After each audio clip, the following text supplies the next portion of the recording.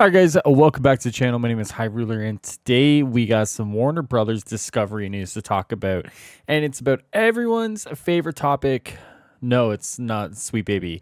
It's actually going to be live service games because there is some stuff to discuss today. And a lot of this is actually going to be old news, but because the Warner Brothers Discovery gaming boss was talking at some event for rich people, basically this has come up again. And I think a lot of people have brought this up again and have kind of looked towards this more after the recent comments about Suicide Squad and how it underperformed compared to Hogwarts Legacy. So I'm not going to read the whole article to you guys, but what I am going to do is pick out some quotes here and some snippets. We're going to talk about it. I'm just going to give you guys my thoughts because I see a lot of people on Twitter and social media talking about this, and I think a lot of the time they're getting it wrong.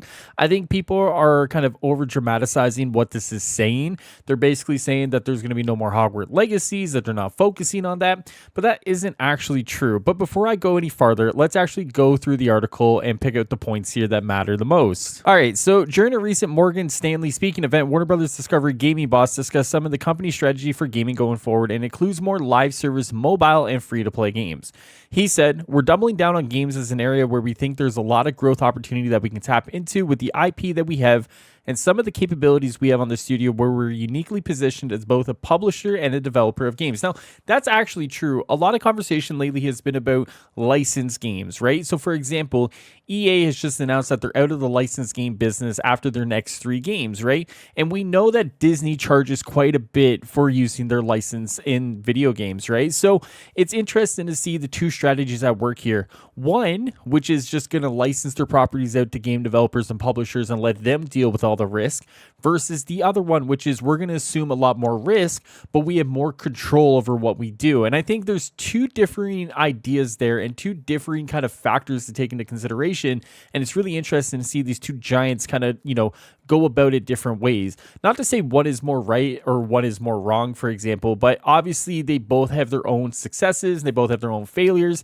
And I do think that there is a unique position here for Warner Brothers Discovery, that's a mouthful, to kind of see that they do have a lot more control over what they do. So he's definitely right that they are uniquely positioned, and I do kind of see that as more of a win than just kind of licensing them out. So interesting to see there. Perret has said Warner Brothers Discovery's recent gaming output is focused on AAA games for console, and that's great when a game like Hogwarts Legacy sells 22 million copies and becomes the best-selling game of the year.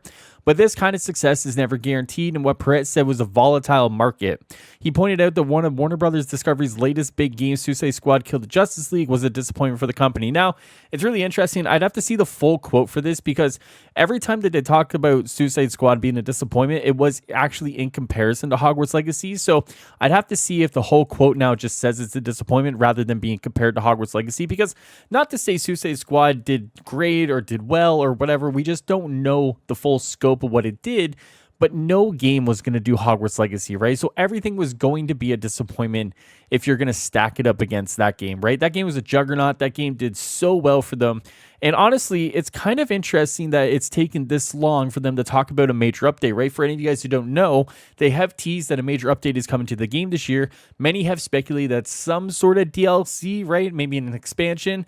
And that kind of points to what they are talking about when it comes to live service and games as a service, right? It isn't always just about battle passes, free to play, and such like that, but it's about kind of continuously adding on to the games there through expansions, through DLCs. And I think a lot of the time when we talk about live service and games as a service, we have to understand and get on the same page of what we use, right? I understand that there's kind of like it's tough to say because I understand what people are trying to say when they use these and use it as a colloquial term, but I also think that some people kind of miss what's being said here because they're so focused on the term and what the term means rather than just coming to an understanding of what they're trying to say, right? People will say live service or games as a service and they mean one thing versus someone else who's saying it means a totally different thing, right? A lot of people just don't want battle passes in their games or continued monetization versus some people who may say live service or games as a service, they want DLC expansions for their games, right? Some may say that Spider-Man, when it had DLCs come out after the game launch, that would be a games as a service or a live service sort of situation, right?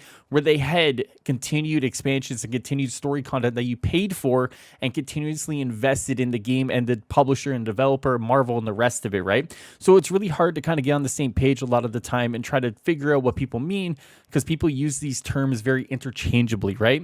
So the article that says going forward, he said, is to help reduce volatility by focusing on core franchises and bringing at least some of them to the mobile and free to play space, as well as continuing to invest in live service games that people play and spend money on over a long period of time. This will help Warner Brothers Discovery generate more consistent revenue, he said, going on to tease that they had some more new mobile free to play games coming this year.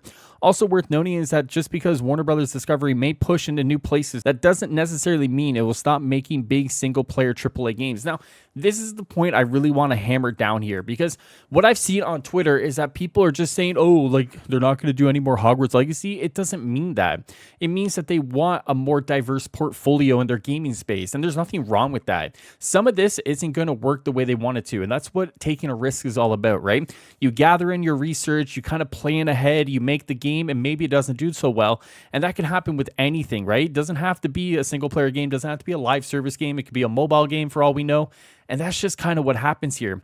But just because they're going to make live service games doesn't mean they're not going to make single player AAA games too. And I feel like people are just not reading into that. I feel like people are just kind of taking some of these broader points here and stretching them so thin and just kind of doing what they do on social media, which is exaggerate the point, right? So the quote is, rather than just launching a one and done console game, how do we develop a game around, for example, Hogwarts Legacy or Harry Potter that is a live service where people can live and work and build and play in that world in an ongoing basis? So honestly, kind of what they want to do here, and I think one of the things that we will see them kind of do in the future is not just develop a single player game that is AAA that does really well, maybe a Hogwarts Legacy sequel, for example, but they want to develop other games within that universe too, right? So for example, they are developing a Quidditch game, right? Now, obviously, I don't think the Quidditch game is going to take place within the same universe, but they want to tie these games in together through the brand appeal, right? So you have a single player Harry Potter game that comes out, but then also you can also launch soon after a live service game that does something different, but within that same brand, within that same world, so to speak, and people will latch onto that as well and use that brand to bring in consistent revenue, right? I think there's a world where both these things can work and coexist and do well, and I think a matter of it is just coming down to kind of the monetization, right? What kind of monetization model are you going to use? And I think a lot of the time, what we do see is that these multiplayer games do a lot better when it comes to live service, right? You can look at Multiverses, for example, which just gave their big announcement that they're back, and people were so excited for that. What you didn't see, though, was that it's a live service game. You didn't see any of those comments on Twitter because people don't care, because it's a multiplayer battle game, fighting game, whatever you call the Smash clones nowadays, and they just play it, and people get added, and characters get added, and people play it, and that's just what it is, right? Similar to a Tekken, similar to a Street Fighter, there are ways to make live service work. It's just the model of the game that you want to use, and there's nothing wrong with making a looter shooter a live service. We see it with other games and other franchises, but once again, it's all about the implementation. I have said before that it's not necessarily the fact that Suicide Squad has failed, but I also did say that when you compare Hogwarts Legacy and Suicide Squad, it's better to compare Harry Potter and DC as brands, because I do believe that Warner Brothers Discovery looks at the DC brand very favorably and they want the DC brand to do well. But when you disseminate the DC brand and you kind of figure out where you're going with that, not a lot of people would have picked the Suicide Squad to kind of make a game about. And I think there's a lot of people who would much rather see a Justice League game, a Batman game, a Superman game. You pick the Holy Trinity, you pick any Justice League member.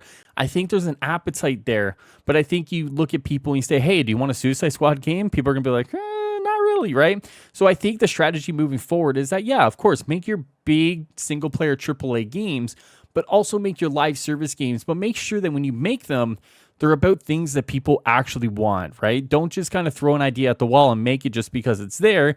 Make sure that if you make something, it's actually going to be worthwhile to the time that the players are going to invest in. I think one of the things that we've seen is that if you make a game that people want to play, people want to invest in, and people want to spend their money at, they actually will. And it just has to be good. Monetization has to be fair. And I think one of the things that they'll actually say is that they have a lot of IPs that they can use, right? Mortal Kombat, Game of Thrones, Harry Potter, DC. There's a lot there that they can actually use. And I think what you should be seeing is that they'll use some of those lesser characters that maybe don't deserve a full game, like Peacemaker, for example, but have a cult following and tease them and throw cameos in other games to kind of get people excited, right? I think they have to use their biggest characters, their biggest franchises to create these tentpole games.